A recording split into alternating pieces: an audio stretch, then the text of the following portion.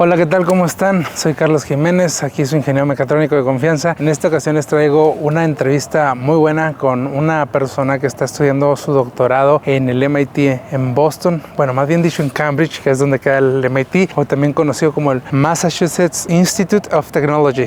Un poquito trabalenguas para pronunciar. En esta ocasión, esta persona está haciendo su doctorado en nanotecnología. Esta entrevista se grabó en enero del 2025. Actualmente estoy grabando esta pequeña introducción en noviembre de 2025. Sí, pasaron 11 meses desde que sucedió esa entrevista. Entonces los invito a que la vean, que la disfruten. La entrevista es en inglés, pero me aseguraré de que tenga subtítulos el video. Y también, la verdad, les puedo decir que estoy algo nervioso en la entrevista, pero espero que las preguntas que hicimos, lo que nos compartió a nosotros sobre cómo ha manejado su estilo de vida en el MIT, porque ella estudió su licenciatura, después trabajó y después regresó otra vez, pero ahora a hacer su doctorado en el MIT, los cambios que hay entre la licenciatura y el doctorado. Muy interesante. Ella es ciudadana americana, es una estadounidense y nos va a compartir su experiencia en el MIT y por supuesto, les aseguro, ella es una genio. Fue cuando tuve un curso allá en el MIT de nanotecnología, fue que aproveché para hacer esta breve entrevista de unos 30 minutos. Sin más, adentro el vídeo y disfruten la entrevista. Then we begin. Okay. Hello everyone, we are here with, well, sorry for my bad pronunciation in English from time to time. I am Carlos from Mexico, from the Tec de Monterrey. We are here doing a brief interview with Stephanie. Hi, nice to meet you. Stephanie, she's like a long-term student researcher, PhD, and some fabulous things, and she's willing to participate to show everyone how's the lifestyle here in the MIT, how's the nano lab that we are working right now with the Tec de Monterrey. So let's begin. I don't know if you want to introduce yourself, maybe talk you. Sure. So my name's Stephanie. I'm a fifth-year graduate student in electrical engineering. I work with a material science professor, and I did my undergrad also at MIT in material science. Okay, so you've been here like for a while now in the MIT. Yes. How many years? Maybe in what year did you start here? Yeah, I started in the fall of 2011 for undergrad, and then I took several years off in industry, and then came back for the PhD program in the fall of 2020.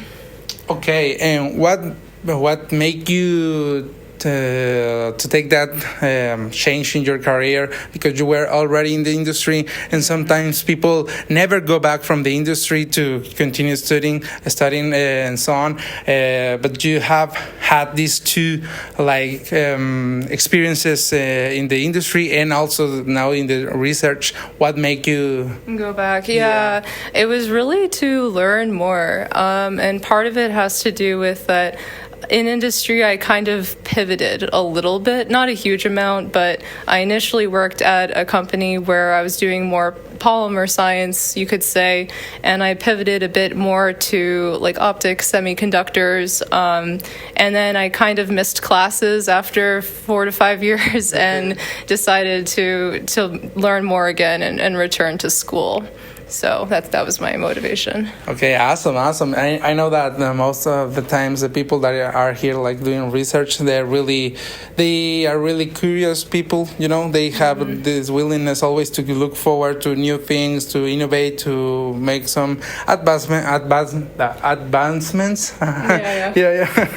But so now we understand a little bit about your background, who you are. So let's dive into your studies, the projects you are working on the MIT. I don't know. Well, I have a question here. Is what is your doctoral research about? Can you explain it in a simple terms for people outside your field? Yeah, I'll give you the title first, I think. I work on low temperature grown germanium for back end of line integration. Okay. But I think maybe a broader way of describing this is that like all the wafers you see in the clean room, they're typically silicon wafers. If you're making like a solar cell, for example, the silicon can absorb visible light. With something like germanium, that can actually absorb infrared light. And this has applications for sensing, like maybe LiDAR, like on a car. It's more eye safe in the infrared. It also has applications in like data communication. So like 1310 to 1550 nanometers, for example. That's a very important wavelength range. So germanium is an important material, but it's hard to grow it and get like a good quality film on silicon because they're two different elements and there's a lattice mismatch. And so from that, you might get defects in the germanium material. We actually found out a way how to grow the germanium on silicon at lower temperatures. This is an epitaxial growth. And now we basically, with this material, we're making different devices, doing some additional testing. Awesome. So now you have finished that PhD, or are you still working on that? Still working on it, yeah. Okay. So I'm in the middle of my 5th year, and I hopefully will finish up next summer.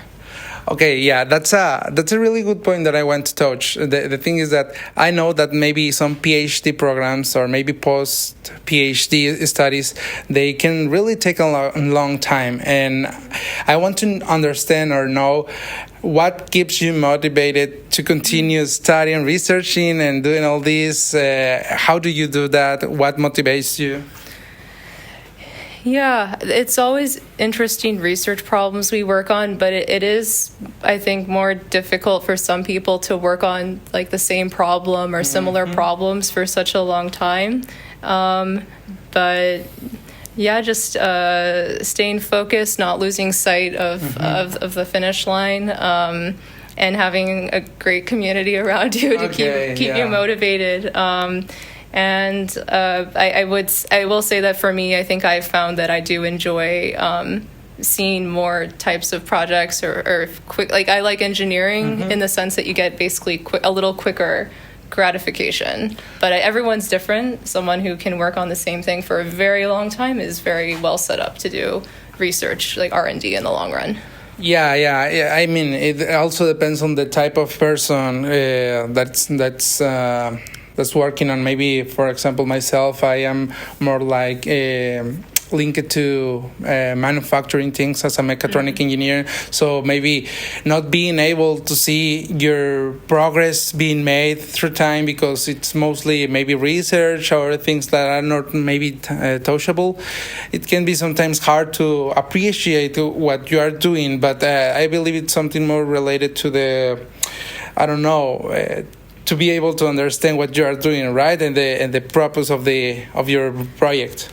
Yeah, I think that definitely, having a PhD that here is very typically 5 years. That's super common. I think it is actually necessary a lot of the times to get the result that you want and, to achieve the project goals. And so that helps. Like you literally won't get the result you want earlier on if you stop. Yeah. Okay. Well, now I'm going to switch a little bit on the topic here. I want you to talk us about how hard was to get into the MIT. I mean, we all know that it's one of the best universities in the world. And I mean, you also get a lot of maybe tourists here because we all know this around the world. So, you said you studied your pre-grad here. That will be like your bachelor, isn't it? Yeah, that was my bachelor's. Okay, so I would like you to talk a little bit about how was the process to get into, what brought you here, maybe what were the challenges to get in. Yeah, for bachelor's or for both. Okay. Yeah, so let's see. It's admissions, at least in the U.S., is extremely different for undergrad versus grad school. For undergrad or your bachelor's, the admissions committees like to see well-rounded candidates. So they want you to have good test scores, good GPA, but also extracurriculars and good recommendations. And they want to see kind of like a whole personal package. Okay. But for graduate school or, when you apply for a master's or a PhD, the admissions committees really don't care what your extracurricular activities are. So that's just something in mind for, the two different kinds of applications you're doing. Like, no one cares that you were a fast runner or something when you apply for your PhD, but that is something that is taken into account for your bachelor's. It is very difficult. It's very competitive for MIT, but I was lucky enough to get in for both times. So I don't know if you want to know more about that, but well, I think we can get an insight of how hard it can be, how well you have to be prepared for everything, before getting into the MIT. Sometimes in Mexico, we have seen a lot of people from maybe.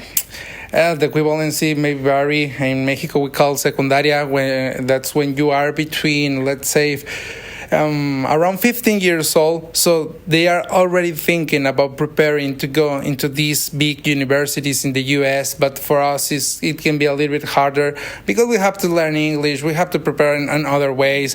Maybe the US cannot take our degrees from the previous studies as easy, but we all want to get into these brilliant universities with you. And now I want you to give us an advice on people from like postgraduate studies when they are thinking about going for a PhD or maybe even further and things about research. What would you suggest them to do, to prepare, to take in mind before going for that? Because we know that it's a long run path. There's a lot of things that you have to do to prepare and to be willing to, keep on that road for 5 years or maybe more. What would you suggest to these people that are thinking about going to that direction? Okay, yeah, I think that definitely, I think it's important to have a pretty good idea of what you want to study. You don't want to study something. You don't want to get there and then not be happy. So figuring out what you like beforehand to a good degree. Obviously, make sure that you try to have good foundations in your classwork and get the good grades that you need, not just for the application, but also just so that you're well prepared, beginning with classes. I think for research, I think just figuring out what you like and then choosing something. You usually have some time to figure that out though when you get here. Okay, I get it. It's like in bachelor degree where sometimes you maybe start studying some field, and then you suddenly realize that you like something really different in the middle of the way. Have that ever happened to you before? Have you seen people that struggle with that? That in the middle of the road, they want to change their mind. I know a lot of people who were pre-med going into undergrad, probably in part because their parents told them that they should become doctors, and then they get to undergrad and they don't like any of the pre-med classes. And then they realize halfway through that they should have studied something else. And sometimes they switch, and sometimes they just finish. So it depends. But yeah, in general, following something you actually enjoy is a very good thing to do. Okay. Yeah, that's really important to keep in mind, because that brings me to this next question or point. We know that in these huge universities with really brilliant people, there's a lot of competition going on between them. It depends on the person. Yeah, you have to be like really healthy in your body and in your mind, to keep on working, maybe to be calm, to have maybe you have to work around the stress from time to time. I want you to give us like an advice for those students that are really struggling with stress, with tests, with you really understand what I am trying to say. Yeah, it was interesting. I actually had, I would say, two very different experiences from my undergrad and grad school, simply because when I took 5 years off between undergrad and grad school, I definitely forgot some of those, foundation and like the math. I was not as good at math when I returned. And so actually grad school classes, and I was also taking classes in a major that was not my undergrad major. So I was sometimes taking a class and I was missing prerequisites. And so I had a much harder time with classes in grad school, but I had an easy time with classes in undergrad, relatively speaking. Yeah. So I got to see both sides, I guess, of that. And if I guess my advice is, everyone's different, but like I would say there's usually a course load you can personally manage and just do what you can do. Definitely put the effort required to get the result out of the class that you need or want. And it ended up working out for me just fine, but I definitely had to work very, very hard at some classes in grad school, and I didn't suffer that same level in undergrad, actually. So, yeah. Okay, yeah, we get it. It can be really hard sometimes to work around these challenges that we face during our studies. But now I want you to talk a little bit more about how do you manage your time. We know that it can be really hard sometimes to work around these big responsibilities. I may not understand the challenges in a PhD because I am not a PhD student, but we all know that maybe you have to keep healthy, you have to maybe you want to be in shape, you want to eat well, you want to entertain yourself, you want to get along with friends, you have to do your work here in the MIT. So how do you manage your time, your enjoyment, and your maybe long-term objectives in your life? Yeah, I would say every grad student is very different on this question. I think some work a ton all the time. At least for me, I just can't do that anymore.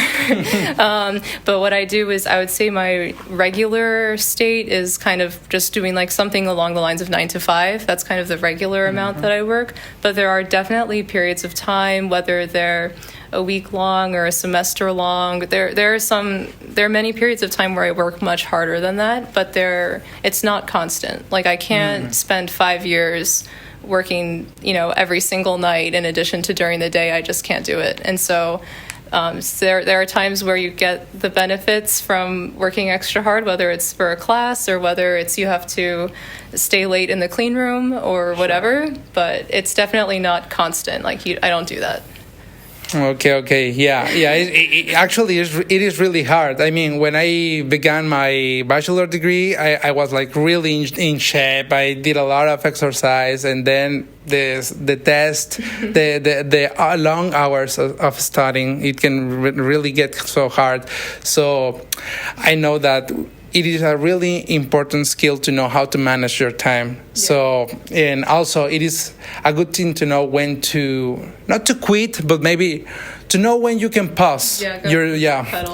Yeah, because you can really burn out. That's something that we see a lot. I mean, have you ever faced burnout? I would say yes, typically after a hard class. So there were maybe a couple semesters that come to mind where I worked very, very hard during that one semester, and I definitely had to ease off after the class finished. But I did what I needed to do. I learned what I wanted to learn out of that class and got the grade I needed, but I could not continue it. So what I might do, for example, is I would not register for another class the following semester. I didn't need to. I didn't want to. I just took a break from the classes. Yeah. Okay, that's good to know. So now, I have two questions here. A lot of people in Mexico, a lot of people struggle with the fees, scholar fees. The payments, the tuition, all these things, the scholarships. So I would like you to give us have you seen a lot of scholarships here for people? I know that it can be a little bit different if you are beginning your bachelor's, compared to a PhD or a master program. But how common is to see a scholarship? How hard is to get it? Do you see a lot of people with scholarship? Do you really need a ton of money? How do you manage those finance issues when you try to study? Yeah, I mean, I was very fortunate. My parents covered my tuition for undergrad. I will say for undergrad specifically, I'm not sure about international versus U.S. applicants, because I know a lot of U.S. applicants who could not afford the tuition, and they got full fare. I think they even got paid a little bit so they could live while they were students here. So they got fully paid for. But I also know that they were U.S. citizens. I'm not entirely sure what the situation is for international applicants. Do they get the same, need-based financial aid? So that's something that maybe another student or something on the website would show. But for graduate school, at least for PhD programs here, everyone gets paid. So like I can just say my salary is about $54,000 right now. And that changes a little bit depending on your major, but they're all, I think, roughly around the $50K range for STEM PhD students at MIT. As far as it's always a little more complicated when you're international. There's some additional hurdles you're going to face along the way. I'm not super intimately familiar with that, but in general, everything's covered here when you're a graduate student, or a PhD student to be exact. Okay. And now, I know that for an international study, a student, it is really different the way you apply to these universities. The scholarships may vary also a lot. For us, it's like a dream to get a scholarship to get to these kind of universities in the U.S. And also, we earn money in pesos, and it's really lower than US dollars. So that's a question that a lot of people have, and it is really a difficult way to get into this part, but not impossible. And I would like to maybe later interview a person that is more like an international. I want to start the closing of this interview, so I don't take a lot of your time. And I would like you to give us like an overall, that's great, your experience in the MIT and in your career here. So I want you to give us like, how do you feel later after these many years of working here, studying, researching, and knowing people, etc. How would you describe that? I like the community, basically, or let's say more like MIT as a career path in your life. How do you like it? Is it comfortable? Yeah. MIT is an amazing place to be. I think it's always working with really top-notch people, like not just at the student level, but also the postdoc, the staff members, and the PI level, just really top-notch in every category, and you learn from each other. And I think that can't be understated. Okay. Yeah. And is there any general description you can give to a MIT student? Is there like general things that the MIT people is really like this, and they are always looking for this thing? Is there a general description of the MIT student? I think there's a general description of who everyone thinks the MIT student is, but maybe like the typical. No, I would say no. A lot of MIT students, they do come here. They want to become professors afterward, etc. And that's maybe their motivation. But I think that along the way it diverges. I don't know if there's a typical MIT student, except that this is a really, really smart, amazing community. Okay, yeah, definitely smart.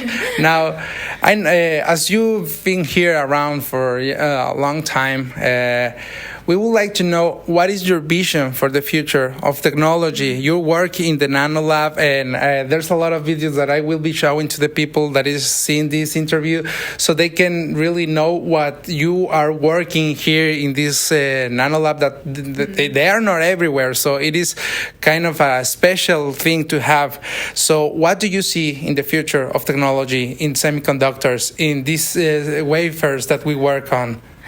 The future of technology and semiconductors. All right, that's a very broad question, but I think that also following along with what our lab group's research is sort of in, that photonics is a huge thing. So you see right now, for example, with AI, they're building all of these data centers. Like, you have to have the infrastructure to handle all of this computing. And as part of that, they're building these data centers, but, there's basically a really, really high power consumption, for example. There are some other issues as well. And so trying to basically improve that from a hardware standpoint, I think, is part of where, the semiconductor manufacturing and the packaging, this is really going to make a huge difference, hopefully, for the future.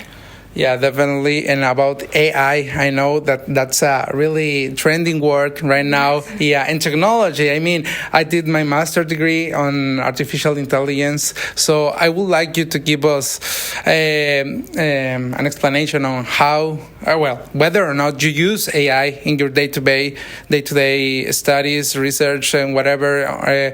How do you use it? Do you like it? What do you think may impact into the students that are nowadays using it from their bachelor's degree? I mean, we didn't have that when we were studying. So yeah, I actually personally, I don't use it a ton, but I do know a lot of people who do use it. I can say the way I do occasionally use it is that there are some specific search engines where you can actually ask a question and then the follow-up questions after the original one. And it's basically Google Scholar, but much better when you're looking for something really specific and you might be struggling to find it. So that's actually like an AI search engine. And then I guess for other people, I don't really do this that much, but apparently for coding, it's very useful because basically the ChatGPT code will get you 80% of the way there, and then you just have to sort of brush up the last 20. Yeah. But I don't know. I do spend a decent amount of time in like the clean room and then in like experimental labs, so I'm not doing quite as much of that as other people are. Okay, yeah, because we are now seeing the huge amount of students that are using a lot of ChatGPT and these type of technologies, and we are being terrified that maybe they don't develop this thinking method that we have always had to work on. So that's a challenge that we are about to face in the future. We don't know what's going to be happening in the few years, but also ChatGPT and these kind of tools are really improvement into our daily lives. But now, would you like to add something else to this interview? So I don't know, maybe. Yeah, maybe just one thing to clarify in case I wasn't super clear, but if you come to MIT for a PhD program, you were covered as an international student. Like, really, you were going to get paid like a lot, or not a lot, like enough. Yeah. And that's really, so if that's, what a lot of people watching this video are going to do, they should definitely know that. There always maybe when I say hurdles, like minor hurdles, that might have to do more with the visas or the housing, but financially you're set. Yeah, actually, that's completely true because we have two Tec de Monterrey professors. They did their postgraduate PhD studies here at the MIT, and they said the same thing. They didn't have to worry about the finances a lot because they were fully covered. I believe the biggest issue is when you are studying the bachelor's degree, isn't it? Yeah. Yeah. So that's where people may be getting a little bit of trouble there. But again, thank you so much for this interview. I really like it. I hope that everyone seeing this video can get a really great insight of how it's the lifestyle of a person here at the MIT, how you work every day. Stephanie, thanks again. And thanks, Carlos. Yeah. See you around because we still have like 2 more days here at the Nano Lab. And thank you so much. Of course, no problem. Bueno, esa fue la entrevista con la persona estadounidense del MIT que está haciendo su doctorado en nanotecnología. Me gustaría que dejes aquí en los comentarios qué te llamó la atención, qué te gustó, qué te gustaría más conocer, que yo pueda compartirles a ustedes. Hay muchas cosas que yo vi, que no documenté, que les puedo platicar aquí verbalmente. Entonces, por favor, deja tu comentario, dale like, comparte y sin más, nos vemos en un próximo video. Suscríbete para que puedas ver estos videos. Hasta luego.